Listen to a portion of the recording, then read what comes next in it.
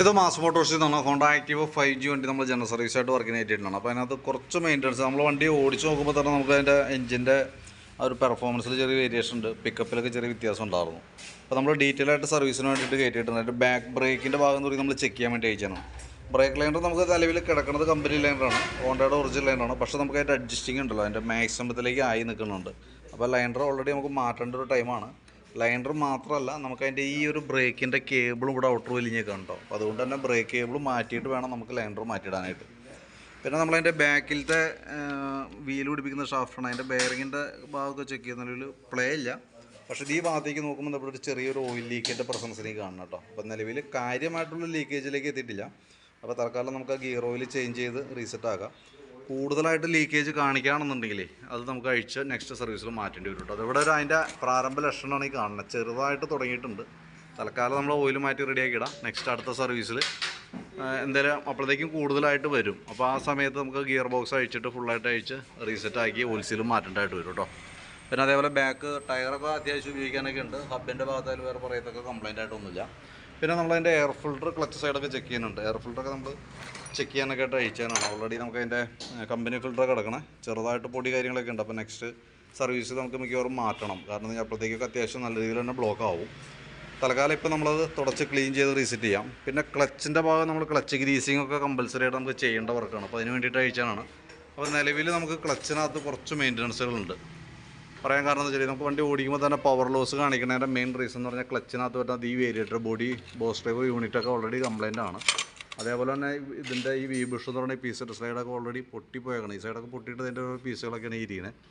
അപ്പോൾ അത് നമുക്ക് ചേഞ്ച് ചെയ്ത് തരണം. റോളർ സെറ്റും നല്ല രീതിയിൽ തേമാനം, സൈഡ് തിരിഞ്ഞ് നല്ല രീതിയിൽ തേമാനം വന്നിട്ട് അത് ഓൾറെഡി നമുക്ക് ഇതിൻ്റെ അലൈൻമെൻറ്റ് പ്ലേ കാണിച്ചിട്ട് വർക്ക് ചെയ്യാൻ തുടങ്ങുമ്പോൾ തന്നെ പ്രോബ്ലംസാണ് അതൊക്കെ മെയിനായിട്ട്.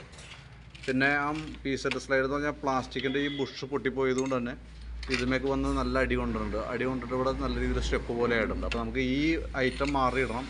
ഈ വീല്, ബോസ് ഡ്രൈവ്, ഈ റോളർ സെറ്റും ആ പൊട്ടിപ്പോയേക്കണം പ്ലാസ്റ്റിക്കിൻ്റെ വീലടക്കം നമുക്ക് ചേഞ്ച് ചെയ്ത് ഇടണം കേട്ടോ. അത് കൂടാതെ നമുക്ക് അതിൻ്റെ ക്രാങ്കിൻ്റെ ഓയിൽസീൽ, ഈ സൈഡ് വന്ന ഓയിൽസീൽ ലീക്കാണ്. ക്ലച്ച് ഷാഫ്റ്റിലേക്ക് വരുമ്പോൾ ഈ സൈഡ് ഓയിൽസീലും ലീക്കാണ്. അപ്പോൾ ആ രണ്ട് ഓയിൽസീലും മാറ്റിയിട്ട് ക്ലച്ച് ഫുള്ളായിട്ട് ക്ലീൻ ചെയ്തിട്ട് നമുക്ക് റീസെറ്റ് ചെയ്യാനായിട്ട്. പിന്നെ ക്ലച്ച് വെയിറ്റ് വരുന്ന ഭാഗത്തൊക്കെ അത്യാവശ്യം നല്ല രീതിയിലാണ് തുരുമ്പ് കാര്യങ്ങളൊക്കെ ഉണ്ട്. അപ്പോൾ അത് പിന്നൊക്കെ നല്ല രീതിയിൽ ടൈറ്റ് ആയിട്ടുണ്ട്. അപ്പോൾ അതൊക്കെ ഒന്ന് അഴിച്ച് ഗ്രീസ് ചെയ്ത് റീസെറ്റ് ആക്കാം. ക്ലച്ച് ഷൂവിൻ്റെ ഭാഗത്ത് നിലവിലിപ്പോൾ പ്രോബ്ലം ഒന്നുമില്ല. ജസ്റ്റ് ഒന്ന് ക്ലീൻ ചെയ്ത് കയറ്റിയിട്ടാൽ മതി. പിന്നെ നമുക്ക് അതിൻ്റെ ഈ സൈഡിലേക്ക് വരുമ്പോൾ എഞ്ചിൻ ഹെഡിൻ്റെ ഭാഗത്ത് ചെറിയൊരു ലീക്കേജ് സ്റ്റാർട്ട് ചെയ്തിട്ടുണ്ട്. അതിൻ്റെ ഉള്ളിൽ വരുന്ന ഹെഡ് കവർ ഗ്യാസ്കറ്റിൻ്റെയൊക്കെയാണ്. അപ്പോൾ അത് നമുക്ക് ആ കവർ ഗ്യാസ്കറ്റും ആ മൗണ്ടർ റബ്ബറും മാറ്റിയിട്ട് അത് റെഡി ആയിക്കോളും. കൂട്ടത്തിക്കടെ നമുക്ക് ടാപ്പറ്റ് ലൂസുണ്ട്, വാൽവ് ലൂസുണ്ട്, അതും കൂടി നമുക്ക് സെറ്റ് ചെയ്തിടാം. ചോക്കിൻ്റെ കേബിൾ, ആക്സിലേറ്റർ കേബിൾ, ഈ രണ്ട് കേബിളുകൾ നമ്മൾ ചെക്ക് ചെയ്ത് വിടുന്നുണ്ട്. നിലവിൽ ഓക്കെയാണ്, വേറെ പ്രോബ്ലം ഇല്ല. പിന്നെ അതേപോലെ നമുക്ക് അതിൻ്റെ കാർബറേറ്ററുമായി ബന്ധപ്പെട്ട പ്രത്യക്ഷത്തിൽ ഇപ്പോൾ നിലവിൽ കംപ്ലയിൻ്റ് ഇല്ല. അതായത് പെട്രോൾ ഓവർഫ്ലോൻ്റെ കംപ്ലയിൻറ്റ്, മിസ്സിങ് സ്റ്റാർട്ടിങ് കംപ്ലയിൻറ്റ്, അങ്ങനെ എന്തെങ്കിലും പ്രോബ്ലംസ് ഇപ്പം നിലവിലത് കോമൺ ആയൊരു കംപ്ലയിൻ്റ് ആണ്. ഇപ്പോൾ നമ്മുടെ വണ്ടിക്കില്ല, പക്ഷേ കോമൺ ആയിട്ടൊരു പ്രോബ്ലം ആണ് ശരിക്കും. കാരണം ഇപ്പോഴത്തെ പെട്രോൾ, എത്തനോൾ മിക്സ് ചെയ്ത പെട്രോളാണ് നമ്മൾ യൂസ് ചെയ്യുക. അപ്പോൾ അതിൻ്റെ ഒരു സൈഡ് എഫക്റ്റൊക്കെയാണ് നിലവിൽ ഇങ്ങനെ കോമൺ ആയിട്ട് വന്നൊരു കംപ്ലയിൻറ്റ്. അപ്പോൾ പ്രത്യക്ഷത്തിൽ നമ്മുടെ വണ്ടിക്ക് ഇപ്പോൾ നിലവിൽ കംപ്ലയിൻ്റ് ഇല്ല. തന്നെ നമുക്ക് ജനറൽ സർവീസിനകത്ത് കാർബറേറ്റർ ക്ലീനിങ് വരുന്നത് നമ്മൾ അഡീഷണൽ ചെയ്യേണ്ട കേസാണ്. പ്രത്യേകിച്ച് ഒരു കംപ്ലയിൻറ്റ് ഇല്ലാത്തതുകൊണ്ട് നമ്മളത് അഴിക്കില്ല. അഴിക്കുമ്പോഴത്തേക്ക് ഏകദേശം നമുക്ക് അഴിച്ച് ക്ലീൻ ചെയ്യുകയാണെങ്കിൽ നമുക്ക് ഈ പറഞ്ഞ രീതികൾ ഏകദേശം ഒരു 500-550 നമുക്ക് അതിന് മാത്രം നമുക്ക് ചിലവുണ്ട്. വേറൊരു കംപ്ലയിൻറ്റോ ലക്ഷണങ്ങളൊന്നും ഇല്ലാത്തതുകൊണ്ട് നമ്മൾ തൽക്കാലം അത് ഒഴിവാക്കുന്നുണ്ട് കേട്ടോ.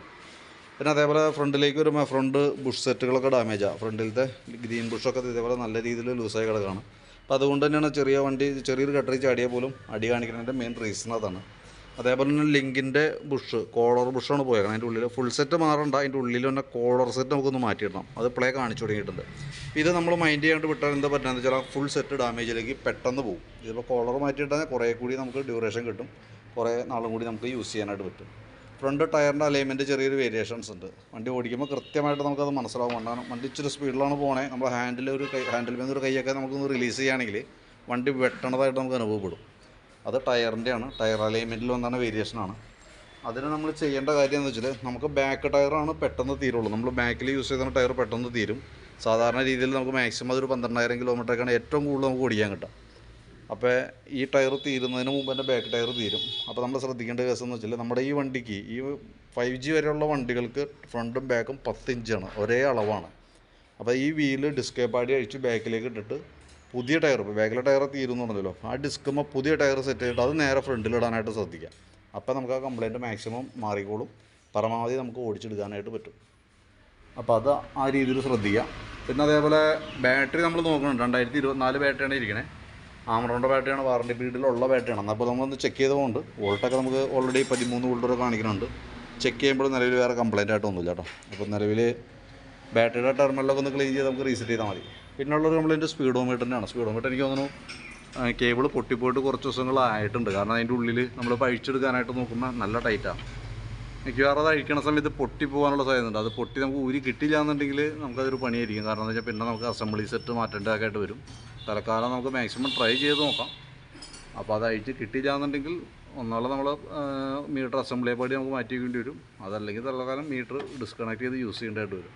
അതെന്തായാലും നമ്മൾ ട്രൈ ചെയ്ത് നോക്കാം. മാക്സിമം കിട്ടുന്നുണ്ടെങ്കിൽ നമുക്ക് ആ രീതികളെ റെഡിയാക്കി എടുക്കാം. ഓക്കെ. പിന്നെ അതിൻ്റെ ലെഫ്റ്റ് സൈഡിലെ ബ്രേക്ക് സ്വിച്ച് ചില സമയങ്ങളിൽ ബ്രേക്ക് പിടിച്ചിട്ട് സെൽഫ് അടിച്ചാൽ കിട്ടാത്തൊരു കണ്ടീഷൻ ഉണ്ട്. അത് ആ ബ്രേക്ക് സ്വിച്ചിൻ്റെയാണ്. അതും കൂടി കൂട്ടത്തിൽ കൂടെ റെഡിയാക്കിയിടാം. കാരണം വെച്ചാൽ ഇതിൻ്റെ 2 ബ്രേക്കിൻ്റെ സ്വിച്ചും കറക്റ്റായിട്ട് വർക്കിംഗ് ആക്കിയിടണം. അത് ഏതാണ് ഫെയിൽഡ് ആവണമെന്ന് നമുക്ക് ഇത് പറയാൻ പറ്റില്ല. അപ്പോൾ അങ്ങനെ ആണെങ്കിൽ പിന്നെ നമുക്ക് മറ്റേതുമ്മേ ഇപ്പോൾ ഇതുമ്മേ റൈറ്റ് സൈഡിൽ നോക്കിയാണ്. പക്ഷേ റൈറ്റ് സൈഡിൽ മാത്രം നോക്കിക്കഴിഞ്ഞാൽ നമുക്കതൊരു സൊല്യൂഷൻ അല്ല. കാരണം വെച്ചാൽ 2 സൈഡും പ്രോപ്പറായിട്ട് വർക്ക് ആവാന്നുള്ളതാണ്. ആ സൈഡിൽ ചില നേരത്തിൽ പിടിച്ചിട്ട് വിടുന്ന സമയത്ത് ലൂസ് കോൺടാക്റ്റ് ഉള്ളത് കൊണ്ട് സ്റ്റാർട്ട് ആവും ചില സമയങ്ങളിൽ. 100% പെർഫെക്റ്റ് അല്ല. അപ്പോൾ അത് കൈയോടെ നമുക്കത് മാറ്റിയിടുകയാണെങ്കിൽ ആ പ്രോബ്ലം ആ മുളയിൽ തന്നെ നമുക്കത് റെഡിയാക്കി വിടാം.